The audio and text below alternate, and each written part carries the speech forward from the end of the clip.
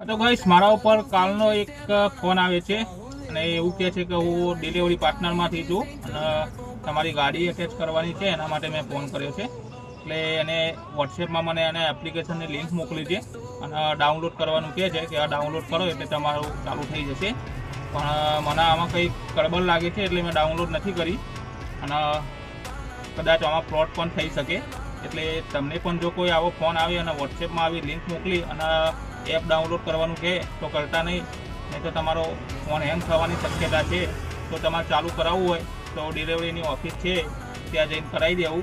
ત્યાં CG road ઉપર જે ગિરીશ કોલિંગ છે ત્યાં એની ઓફિસ આવેલી છે, ત્યાં જઈને બધી પ્રોસેસ કરાવી લેવી. આ રીતે ફોન ઉપર ડાયરેક્ટ ના કરાવતા, નહીં તો કંઈ પણ થઈ શકે છે.